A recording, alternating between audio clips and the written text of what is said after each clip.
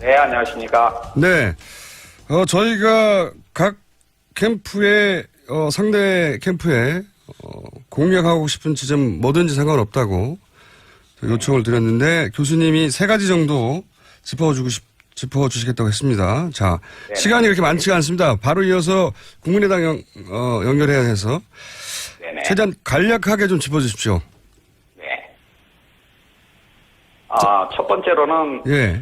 최근에 문제가 되는 것이 안철수 후보가 1999년 이제 10월 달에 안내배 안철수 연구소에 BW를 이제 인수했었죠. 신주 인수권부 사채야. 이거 잘 모르거든요. BW가 뭔지. 예.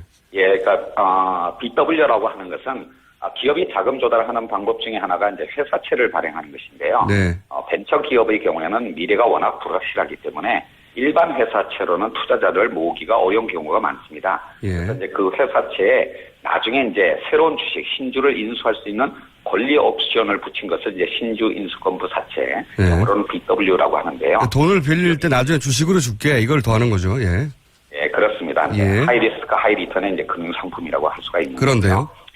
예. 근데 이제 문제는 뭐냐면 그러니까 BW가 발행된 시점이 바로 1999년인데 여러분 청취자들께서 다 기억하시는 것처럼 바로 직전에 이제 삼성 SDS의 BW 즉 이재용 부회장의 BW가 발행되었었고 예. 그것이 헐값 발행 등등의 여러 가지 문제로 인해 가지고 삼성 특검 재판에서 이건희 회장에게 이제 배임죄 유죄 판결이 내려진 적이 있습니다. 네네. 그 당시에는 삼성 SDS나 안내뿐만 아니라 수많은 기업들이 사실 문제의 소지가 많은 BW 신주 인수권부 사채를 발행했었기 때문에 그렇죠. 이 당시의 분위기에서도 이제 안철수 후보의 안내 BW에도 그 비슷한 문제점이 있는 것이 아닌가라고 이제 문제 제기가 된 거고요. 사실 여기에 대해서 안철수 후보 쪽에서는 그동안 여러 가지 해명을 내놨지만 제가 보기에는 그 해명이 내용상으로도 충분하지 않을 뿐만 아니라 지금 대통령 후보로서 해명하는 방식에도 이제 여러 가지 문제점이 있다라고 하는 문제점을 제기하고 싶습니다. 예. 그러면 좀 더 구체적으로 해면의 내용이 어떤 부분이 부족합니까? 아마 대한민국에서 이 BW 등등과 관련한 문제에 대해서 아마 제일 잘 알고 있는 사람이 이제 저일 텐데요. 예. 수많은 어떤 이제 기업 사례에서 보게 되면 3가지 정도의 문제점이 있을 수가 있습니다. 이제 첫 번째는 그 BW를 이제 인수하는 가격의 문제. 즉 뭐냐면 공정한 가치에 비해서 너무 낮은 헐값 발행이 아니었느냐라고 하는 문제점이고요. 두 번째로는 이 BW는 기존 주식의 지분을 희석시키는 효과가 있기 때문에 기존 주주의 권리를 보호할 수 있는 공정한 절차를 따르느냐라고 하는 문제. 마지막으로는 BW를 발행한 목적이 뭐였냐. 통상적으로는, 원칙적으로는 자금 조달을 목적으로 해야 되는데 과연 자금 조달 목적이었느냐 아니면 이재용 부회장 BW의 케이스처럼 지배주주의 지분율을 이제 유지하고 높이기 위한 목적이 아니었느냐라고 하는 이 3가지 차원에서 문제 제기를 하고 있는데요. 기본적으로 지금까지 안철수 후보 쪽에서 내놓은 해명을 보게 되면 가격 문제에 관해서는 외부의 회계법인의 평가를 받아서 심지어는 그거보다도 더 높은 가격으로 인수를 했는데 뭐가 문제냐라는 식의 이제 답변을 하고 있습니다. 그렇지만 대한민국에서 가장 못 믿을 게 이 비상장 주식의 공정한 가치에 대한 회계법인의 감정평가 가격이라고 할 수가 있겠습니다. 솔직히 말해서 이제 대묻고 싶은데요. 이것이 안철수 후보 본인의 문제가 아니라 어떤 다른 재벌 기업의 문제였다면 이런 식으로 외부 해외 평가법인의 평가를 받았으니까 문제가 없다라고 하는 답변에 대해서 그래 맞다 그걸 믿고 가자라고 할 수가 있었겠습니까? 사실 이제 그런 측면에서 공정한 가격에 관해서는 지금 어느 쪽도 정답이 뭐다라고 하는 것을 말할 수가 없는 상황이면은 불명하지만 이것이 헐값 발행이 아니었다라고 하는 것을 입증하는 것은 현실적으로 불가능하지 않느냐라고 생각을 하고 있고요.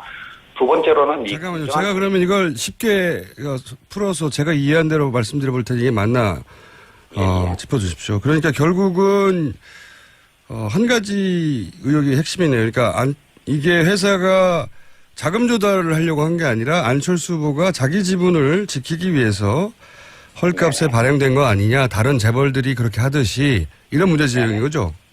네, 그렇습니다. 예. 자, 알겠습니다. 사실 BW라고 하는 것은 그러니까 자금 조달 목적이어야 되는데 사실 그러니까 BW의 액면 총액은 25억 원이었는데 만기가 20년이었기 때문에 사실 대폭 할인되어서 회사에 실제로 들어온 돈은 3억 4천만 원밖에 안 되는 것이거든요. 네.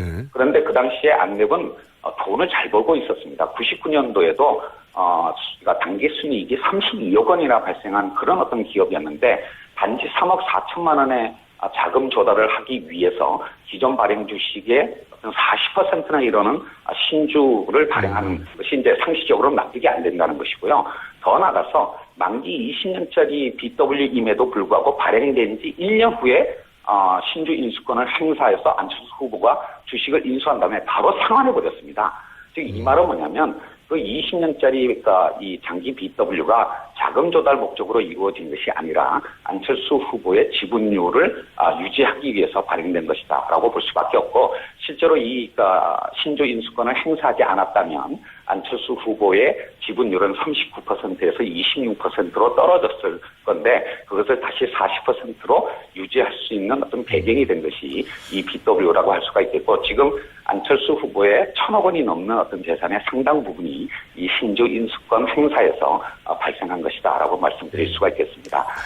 지금 이 문제는 뭐 발행된 지 17년이 지났기 때문에 뭐 불법 여부를 따질 문제는 아닌데 안철수 후보는 일반인이 아니라 대통령 후보이시기 때문에 더더군다나 유력한 대선 후보이기 때문에 이 부분에 관해서 과연 발행 목적이 뭐였느냐라고 하는 것에 대해서 국민들한테 솔직하게 어떤 설명을 하고 그것이 설명이 잘 안 된다면 잘못을 시인하는 것이 대통령 후보로서의 자세라고 저는 생각을 합니다. 알겠습니다. 5분밖에 안 남았습니다. 그 문제는 네. 충분히 이제 지적을 하신 것 같고요. 네. 5분 내에 지적하실 두 가지, 뭐 세 가지, 한 가지든 예. 다음 문제는 뭡니까? 한 가지 문제만 더 지적을 하겠는데요. 네. 최근에 뭐 4차 산업에 선도적으로 대응하기 위해서 여러 가지 규제 완화 법안들이 국회에서 논의가 되고 있는데 그것과 관련해서 가장 심각한 쟁점이 이루어지는 것이 이른바 규제 프리존법이라고 하는 것이 있습니다. 규제 프리존. 뭐냐면 예. 그러니까 현실적으로 여러 가지 규제가 있기 때문에 그러니까 불확실한 미래에 대해서 유연하게 대응하는 이런 것이 부족하기 때문에 특정 지역, 특구를 지정해놓고 그 부분에 관해서는 기존의 규제들을 이제 완전히 적용 배제하는 그런 어떤 법인데요. 문제는 뭐냐면 이 규제 프리존법에 대해서 여러 시민 사회 단체들이 이것이 이제 규제의 사각지대를 만들어낼 수 있는 즉 세월호 참사와 같은 그런 일이 재발할 수 있는 원천이기 때문에 이 법에 대해서 반대를 하고 있는데 안철수 후보께서 기업인들이 이제 모이신 자리에 가가지고 이 규제 프리존법 어떤 통과를 지지한다 이렇게 이제 발언을 하신 거예요. 그래서 제가 문제를 제기할 때 과연 이 법안을 읽어나 봤냐, 읽어봤다면 이렇게 간단하게 지지 발언을 할 수가 없을 것이다라고 문제 제기를 한 것이고요.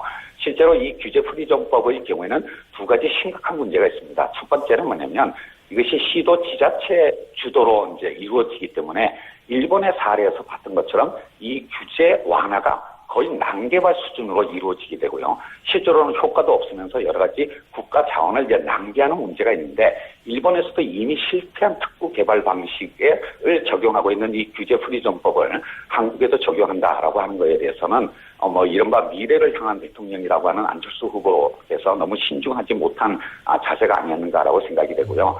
두 번째로는 이 규제 프리존법의 가장 결정적인 문제점이 시도 지자체가 올린 그런 어떤 신청 사안에 대해서 기획재정부 장관이 결국 이제 결정권을 갖고 있는데 그 심의기구를 형성하는 방식이 뭐냐면 그러니까 풍부한 어떤 경험과 그러니까 학식을 갖고 있는 사람들 중에서 기획재정부 장관이 임명하는 사람을 그 위원으로 위촉한다 이렇게 돼 있습니다. 과연 이런 식으로 구성되는 특별심의위원회에서 승인한 그런 어떤 특구가 과연 국민들의 어떤 재산과 안전과 생명을 보호하는 그런 어떤 역할을 제대로 할 수 있을까라고 하는 것에 대해서 심각하게 문제가 제기되고 있고요. 이제 이런 측면에서 본다면 안철수 후보가 정말 진지하게 대통령 후보로서 자신을 내세운다면 이런 어떤 혼란을 초래할 수 있는 이런 어떤 법에 대해서는 신중하게 재검토해야 된다라고 자신의 입장을 분명히 밝혀야 된다고 생각을 합니다. 교수님, 제가 차고 들어갈 틈이 없다. 얼마나 말을 빨리 하시고 끊임없이 하시는지. 죄송합니다. 네, 제가 물론 반론은 마지막으로 짧게 한 말씀만 이제 더 드리고 싶은 거거든요. 사실 최근에 와서 안철수 후보가 뭐 이른바 보수표를 얻기 위해서 여러 가지 이제 규제 완화 또는 뭐 시장의 자유 이제 이런 발언들을 많이 하시는데요. 근데 사실 5년 전에 안철수 후보께서 직접 쓰신 안철수의 생각이라는 책을 보게 되면 지금 하시는 말과 매우 상충되는 내용들이 그 책에 있습니다. 저는 안철수 후보께서 분명히 국민들한테 유권자들한테 설명을 하셔야 된다고 생각합니다. 즉 5년 전의 안철수와 지금의 안철수는 과연 같은 것이냐. 만약에 변했다면 무엇 때문에 변한 것인가라고 하는 것을 국민들한테 설명을 해야 된다고 생각합니다. 알겠습니다. 1분 남아서 제가 질문을 거꾸로 한번 드리면 제가 방금 말씀하신 규제 프리 존법의 문제 지적은 요약해서 말하자면 이게 결국은 기업들의 민원을 해결해주는 법안이 될 것이다. 이렇게 우려를 하신 걸로 제가 이해했습니다. 맞나요? 큰 틀에서는? 네. 그러면 예. 사례 한 가지만 들어보세요. 사례 한 가지만.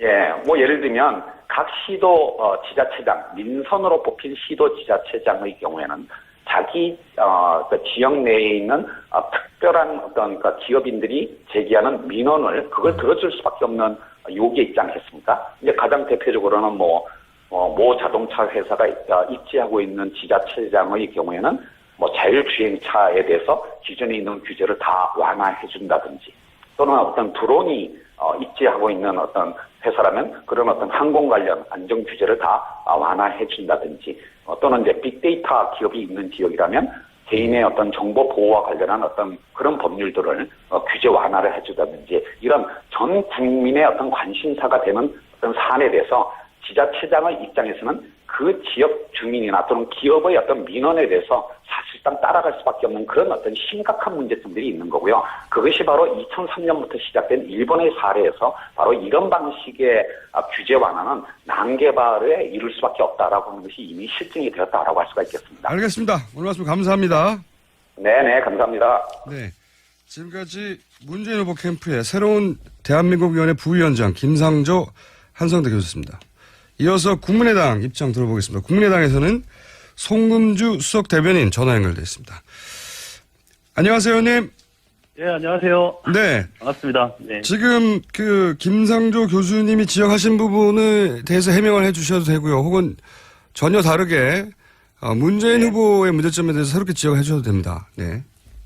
네, 문재인 후보 문제점에 대해서는 여러 차례 지적을 하고 있는데요. 네. 일단은 김상조 교수께서 저희 후보에 대해서 여러 가지 지적을 하셔서 그 부분 말씀을 드리겠습니다. 예, BW 그럼부터 해볼까요? 예. 네네. 지금 BW 관련해서 김상조 교수께서 말씀하시는 대부분 내용은 법적으로 또 가격 책정에 있어서 특별히 문제되지 않는다는 취지로 계속 말씀해 오셨습니다. 네. 그리고 BW 발행의 목적이 원칙적으로는 회사 자본 확충에 있는데 그렇지 않고 그 주주의 지분율을 인상시키는 수단이 되었다면 도의적으로 문제가 있지 않냐 이 정도 선에서 계속 말씀해 오셨는데 오늘은 또 가격에 대해서 기존에 박범계 의원이 지적한 부분을 또 일부 차용하셔가지고 또 말씀을 하셨더라고요. 발행 가격이 너무 싼 것 아니냐 이런 말씀을 하셨는데 이 발행 가격과 관련해서는 이미 언론 등에서 충분히 검증이 된 사항입니다. 원래 그 비상장 주식이었기 때문에 외부 평가 기관에 의해서 그 금액을 평가하게 됩니다. 주식의 가치를. 근데 그 당시에 주당 31,000원 정도 평가된 것을 안랩에서는 2만 원 정도 더 올려서 5만 원에 발행을 하게 됩니다. 그 당시 안철수 그러니까 주주의 의견이 강하게 반영이 된 것인데요. 이렇듯 발행 가격 자체도 실제 평가 시세보다 높게 책정을 해서 발행이 되었고 또 그 BW라는 게 사실은 대기업의 BW는 경영권 승계를 위한 편법 또 지분 확충을 위한 수단으로 사용될 수 있지만 이 벤처에 있어서는 미래에 대한 투자가 아니겠습니까? 불확실한 미래에 대한 투자의 문제인데 그 발행 가격 산정에 있어서 이만큼 2만 원 그러니까 주당 2만 원 정도 높게 산정을 했다는 것은 그 발행 가격에 있어서 헐값 그 매각이라는 이런 문제 제기에 있어서는 좀 지나친 지적이다 이렇게 말씀을 드리고요. 그리고 그 당시의 상황에서 안철수 후보의 입장에서는 지분율을 확대할 그 필요성이나 또 의도를 가지고 있지 않았습니다. 오히려 안랩이라는 회사 자체가 안철수라는 브랜드를 가지고 미래로 나가는 회사였기 때문에 다른 주주들이 안철수의 지분율을 확대시켜서 이 안랩이라는 회사가 외부 경영 환경으로부터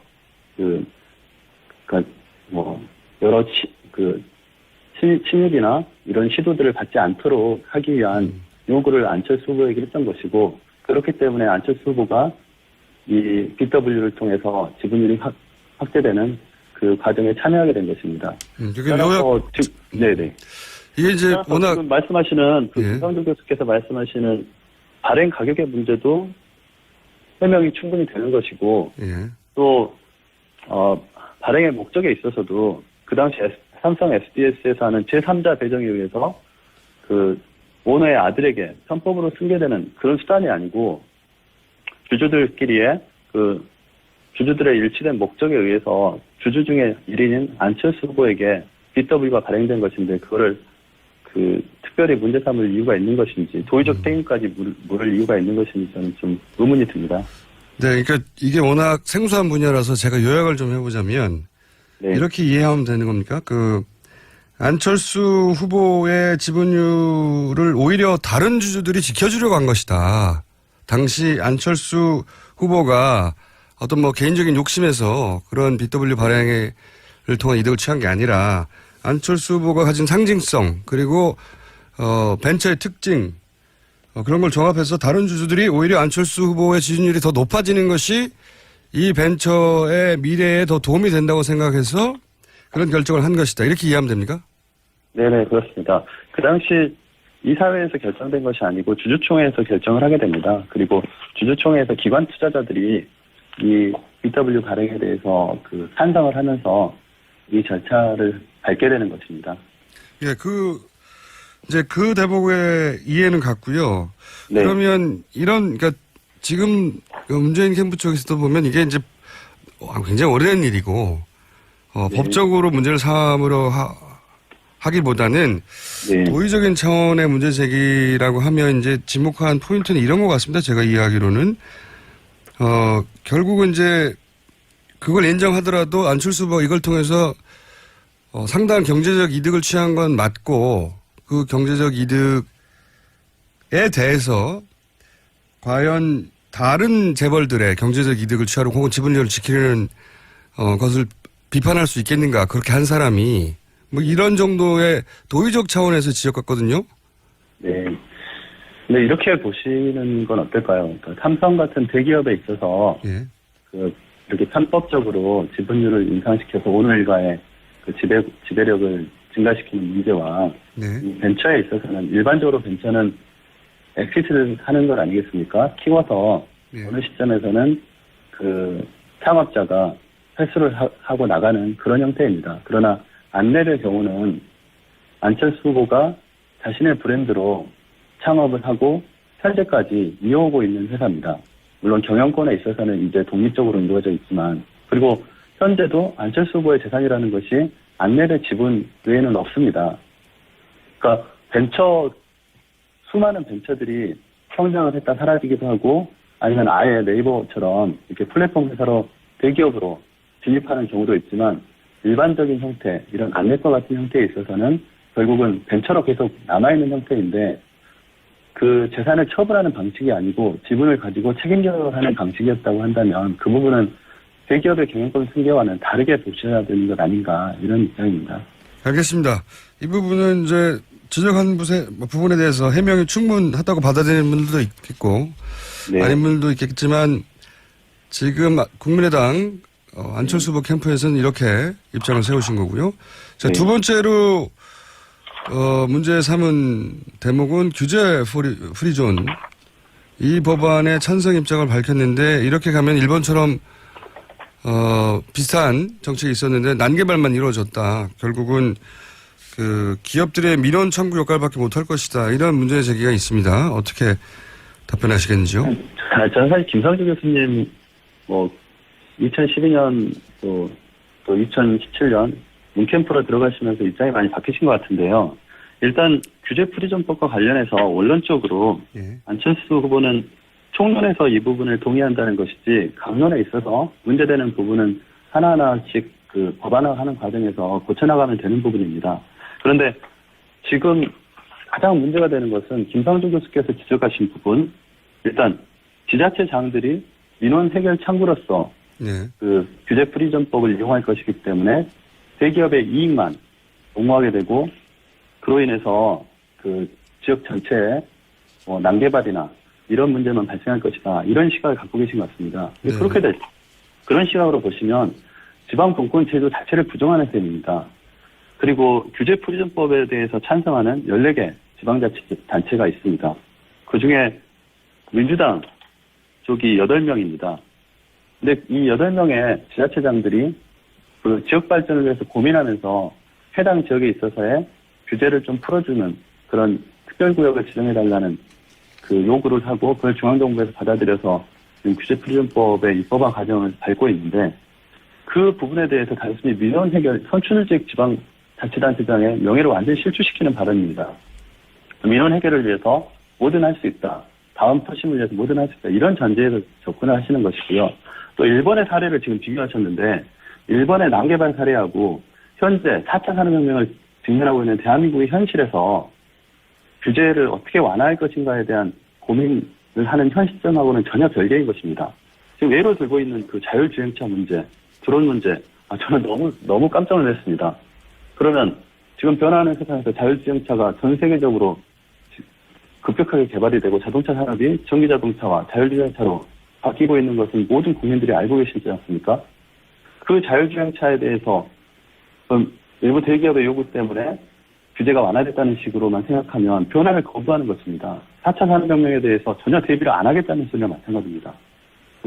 저는 어떻게 그런 얘기를 하시는지 드론에 대한 규제, 빅데이터에 대한 문제, 이 많은 문제들이 사회적인 갈등을 통합해가면서 우리가 변화하면서 받아들여야 할 문제들인 것입니다.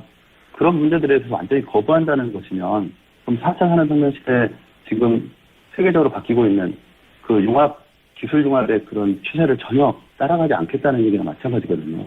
적어도 일부 지역에서 지역 경제가 요구하는 그런 그 특화된 산업 영역에 있어서는 규제를 풀어줘서 그 산업의 발전을 시도시켜보고 그것이 긍정적인 효과가 있다면 전 지역으로 확대시키는 그런 정도의 시각을 좀 갖추셔야 이 미래를 대비할 수 있는 그런 정부의 역할을 할 수 있는 것이 아닌가 이렇게 생각을 합니다. 그러면 이 부분은 한 가지만 제가 여쭤보자면 네. 이게 동시 연결이 아니어서 좀 답답한 면이 있는데 한 가지만 여쭤보자면 이 규제 프리전법에 대해서 결국은 이 법안이 통과되면 의료 민영화로 가는 거 아니냐라는 우려들이 등장을 사실은 그 문재인 캠프에서 지적하기 전에 의료 노조나 그 지적이 있었습니다. 그런 걱정에 대해서는 뭐라고 답을 하시겠습니까? 의료 민영화로 가는 거 아니냐? 네. 지금 그래서 규제 프리전법, 그러니까 규제를 완화하고 민간이 창의적으로 기업 활동을 할 수 있는 그리고 창업을 할 수 있는 그런 환경을 조성하는 문제와 지금 규제 프리전법상의 독소 조항의 해소 문제는 좀 별개로 접근을 해야 된다고 생각합니다. 지금 문제되는 부분이 그 의료법인의 부대사업 범위를 의료법의 시도 조례로 해서 부대사업을 정할 수 있도록 한 부분입니다. 이 부분에 대해서는 당연히 저희가 반대를 하고 있습니다. 국민의 생활, 건강과 직결되기 때문에 이 부분에 대해서는 이제 구체적인 입법화 과정에서 삭제돼야 된다는 입장이고요. 그러한 독소 조항들이 몇 가지 있습니다. 문화재 보호구역 내에서 경미한 지형 변화를 시도지사에게만 모두 일임해버리면 중앙정부 차원에서 전체 구조 속에서 문화재를 보호해야 되는데 시도지사가 그걸 형해화시킬 수 있다. 그런 부분에 대해서는 원점으로 재검토돼야 된다. 이런 몇 가지 독소 조항에 대한 저희가 보완의 시각을 가지고 있고요. 그렇다고 해서 이 규제 프리전법이라는 원론 자체를 다 부정해버리면 또는 박근혜 정부에서 했기 때문에 이건 받아들일 수 없다고 하면 우리 사회가 지금 새로운 세계 전체적으로 변하고 있는 이 흐름에서 변화를 거부하는 것이 되는 셈이라고 저는 생각합니다. 그래서 전 정부가 했더라도 결국 받아들일 수밖에 없는 것들은 꼼꼼하게 살펴보고 받아들이되 문제가 되는 독소 조항들은 살펴서 그것을 삭제해 가면서 가장 좋은 모델을 우리 사회에 적용시켜 나가는 그런 노력을 해야 되는 것이 신정부의 역할이 아닌가. 알겠습니다. 박근혜 정부의 정책이었다 하더라도 거기 독소조항을 제거하고 잘 활용할 수 있어야 한다는 말씀으로 제가 이해했습니다. 네, 감사합니다. 자, 오늘 여기까지 듣겠습니다. 감사합니다. 네, 고맙습니다. 지금까지 국민의당 송금주 수석 대변인이었습니다. 이런 식으로 외부 해외 평가법인의 평가를 받았으니까 문제가 없다라고 하는 답변에 대해서 그래 맞다 그걸 믿고 가자라고 할 수가 있었겠습니까? 사실 이제 그런 측면에서 그러니까 공정한 가격에 관해서는 뭐 지금 어느 쪽도 정답이 뭐다라고 하는 것을 말할 수가 없는 상황이면은 불명하지만 이것이 헐값 발행이 아니었다라고 하는 것을 입증하는 것은 현실적으로 불가능하지 않느냐라고 생각을 하고 있고요. 두 번째로는 잠깐만요. 제가 그러면 이걸 쉽게 풀어서 제가 이해한 대로 말씀드려 볼 테니 이게 맞나 짚어주십시오. 그러니까 결국은 한 가지 의혹이 핵심이네요. 그러니까 이게 회사가 자금 조달을 하려고 한 게 아니라 안철수 후보가 자기 지분을 지키기 위해서 헐값에 발행된 거 아니냐. 다른 재벌들이 그렇게 하듯이 이런 문제 제기인 거죠? 네, 그렇습니다. 예. 자, 알겠습니다. 사실 BW라고 하는 것은 그러니까 자금 조달 목적이어야 되는데 사실 그러니까 BW의 액면 총액은 25억 원이었는데 만기가 20년이었기 때문에 사실 대폭 할인되어서 회사에 실제로 들어온 돈은 3억 4천만 원밖에 안 되는 것이거든요. 네. 그런데 그 당시에 안랩은 돈을 잘 벌고 있었습니다. 99년도에도 그러니까 단기 순이익이 32억 원이나 발생한 그런 어떤 기업이었는데 단지 3억 4천만 원의 자금 조달을 하기 위해서 기존 발행 주식의 40%나 이르는 신주를 발행하는 것이 이제 상식적으로 납득이 안 된다는 것이고요. 더 나아가서 만기 20년짜리 BW임에도 불구하고 발행된 지 1년 후에 신주 인수권을 행사해서 안철수 후보가 주식을 인수한 다음에 바로 상환해버렸습니다. 즉 이 말은 뭐냐면 그 20년짜리 그러니까 이 장기 BW가 자금 조달 목적으로 이루어진 것이 아니라 안철수 후보의 지분율을 유지하기 위해서 발행된 것이다라고 볼 수밖에 없고 실제로 왜 안랩 BW에도 그 비슷한 문제점이 있는 것이 아닌가라고 이제 문제 제기가 된 거고요. 사실 여기에 대해서 뭐 안철수 후보 쪽에서는 그동안 여러 가지 해명을 내놨지만 제가 보기에는 그 해명이 내용상으로도 충분하지 않을 뿐만 아니라 지금 대통령 후보로서 해명하는 방식에도 이제 여러 가지 문제점이 있다라고 하는 문제점을 제기하고 싶습니다. 예.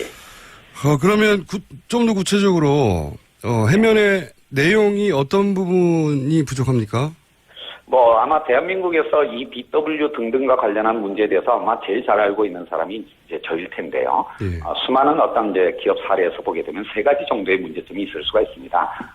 이제 첫 번째는 그 BW를 이제 인수하는 가격의 문제. 즉 뭐냐면 공정한 가치에 비해서 너무 낮은 헐값 발행이 아니었느냐라고 하는 문제점이고요. 두 번째로는 이 BW는 기존 주식의 지분을 희석시키는 효과가 있기 때문에 기존 주주의 권리를 보호할 수 있는 공정한 절차를 따르느냐라고 하는 문제. 마지막으로는 BW를 발행한 목적이 뭐냐. 통상적으로는, 원칙적으로는 자금 조달을 목적으로 해야 되는데 과연 자금 조달 목적이었느냐 아니면 이재용 부회장, BW의 케이스처럼 지배주주의 지분율을 이제 유지하고 높이기 위한 목적이 아니었느냐라고 하는 이 세 가지 차원에서 문제 제기를 하고 있는데요. 뭐 기본적으로 지금까지 안철수 후보 쪽에서 내놓은 해명을 보게 되면 가격 문제에 관해서는 외부의 회계법인의 평가를 받아서 심지어는 그거보다도 더 높은 가격으로 인수를 했는데 뭐가 문제냐라는 식의 이제 답변을 하고 있습니다. 그렇지만 대한민국에서 가장 못 믿을 게 이 비상장 주식의 공정한 가치에 대한 회계법인의 감정평가 가격이라고 할 수가 있겠습니다. 솔직히 말해서 이제 대묻고 싶은데요. 이것이 안철수 후보 본인의 문제가 아니라 어떤 다른 재벌 기업의 문제였다면 신주 인수권을 행사하지 않았다면 안철수 후보의 지분율은 39%에서 26%로 떨어졌을 건데 그것을 다시 40%로 유지할 수 있는 어떤 배경이 된 것이 이 BW라고 할 수가 있겠고 지금 안철수 후보의 1,000억 원이 넘는 어떤 재산의 상당 부분이 이 신주 인수권 행사에서 발생한 것이다라고 말씀드릴 수가 있겠습니다. 지금 이 문제는 뭐 발행된 지 17년이 지났기 때문에 불법 여부를 따질 문제는 아닌데 안철수 후보는 일반인이 아니라 대통령 후보이시기 때문에 더더군다나 유력한 대선 후보이기 때문에 이 부분에 관해서 과연 발행 목적이 뭐였느냐라고 하는 것에 대해서 국민들한테 솔직하게 어떤 설명을 하고 그것이 설명이 잘 안 된다면 잘못을 시인하는 것이 대통령 후보로서의 자세라고 저는 생각을 합니다. 알겠습니다. 5분밖에 안 남았습니다. 그 문제는 네. 충분히 이제 지적을 하신 것 같고요. 네. 5분 내에 지적하실 두 가지, 뭐 세 가지, 한 가지든 예. 다음 문제는 뭡니까? 한 가지 문제만 더 지적을 하겠는데요. 네. 최근에 뭐 4차 산업에 선도적으로 대응하기 위해서 여러 가지 규제 완화 법안들이 국회에서 논의가 되고 있는데 그것과 관련해서 가장 심각한 쟁점이 이루어지는 것이 이른바 규제 후리존법이라고 하는 것이 있습니다. 규제 후리존. 뭐냐면 예. 그러니까 현실적으로 여러 가지 규제가 있기 때문에 그러니까 불확실한 미래에 대해서 유연하게 대응하는 이런 것이 부족하기 때문에 특정 지역, 특구를 지정해놓고 그 부분에 관해서는 기존의 규제들을 이제 완전히 적용 배제하는 그런 어떤 법인데요. 문제는 뭐냐면 이 규제 후리존법에 대해서 여러 시민 사회 단체들이 이것이 이제 규제의 사각지대를 만들어낼 수 있는, 즉 세월호 참사와 같은 그런 일이 재발할 수 있는 원천이기 때문에 이 법에 대해서 반대를 하고 있는데 안철수 후보께서 기업인들이 이제 모이신 자리에 가가지고 이 규제 후리존법 어떤 통과를 지지한다 이렇게 이제 발언을 하신 거예요. 그래서 제가 네 안녕하십니까. 네.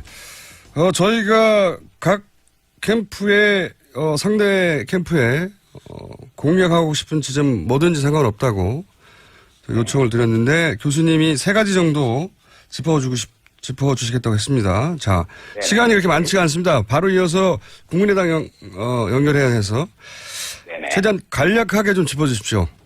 네. 첫 번째로는 예. 최근에 뭐 문제가 되는 것이 안철수 후보가 1999년 이제 10월 달에 안내배 안철수 연구소에 BW를 이제 인수했었죠. 신주 인수권부 사채야. 이거 잘 모르거든요. BW가 뭔지. 예. 예, 그러니까 BW라고 하는 것은 기업이 자금 조달하는 방법 중에 하나가 이제 회사채를 발행하는 것인데요. 네.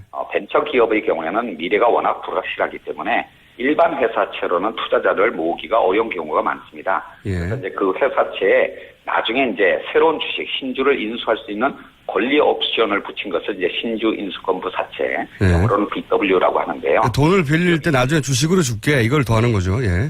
예, 그렇습니다. 예. 하이 리스크 하이 리턴의 이제 금융 상품이라고 할 수가 있는 그런데요. 거죠. 예. 근데 이제 문제는 뭐냐면 그러니까 BW가 발행된 시점이 바로 1999년인데 여러분 청취자들께서 다 기억하시는 것처럼 바로 직전에 이제 삼성 SDS의 BW, 즉 이재용 부회장의 BW가 발행되었었고 예. 그것이 뭐 헐값 발행 등등의 여러 가지 문제로 인해 가지고 삼성 특검 재판에서 이건희 회장에게 이제 배임죄 유죄 판결이 내려진 적이 있습니다. 네네. 그 당시에는 뭐 삼성 SDS나 안내뿐만 아니라 수많은 기업들이 사실 문제의 소지가 많은 BW 신주 인수권부 사채를 발행했었기 때문에 그렇죠. 이 당시의 분위기에서도 이제 안철수 후보가 문제를 제기할 때 과연 이 법안을 읽어봤다면 이렇게 간단하게 지지 발언을 할 수가 없을 것이다라고 문제 제기를 한 것이고요. 실제로 이 규제 후리존법의 경우에는 두 가지 심각한 문제가 있습니다. 첫 번째는 뭐냐면 이것이 시도 지자체 주도로 이제 이루어지기 때문에 일본의 사례에서 봤던 것처럼 이 규제 완화가 거의 난개발 수준으로 이루어지게 되고요. 실제로는 효과도 없으면서 여러 가지 국가 자원을 이제 낭비하는 문제가 있는데 일본에서도 이미 실패한 특구 개발 방식을 적용하고 있는 이 규제 후리존법을 한국에도 적용한다라고 하는 거에 대해서는 이른바 미래를 향한 대통령이라고 하는 안철수 후보께서 너무 신중하지 못한 자세가 아니었는가라고 생각이 되고요.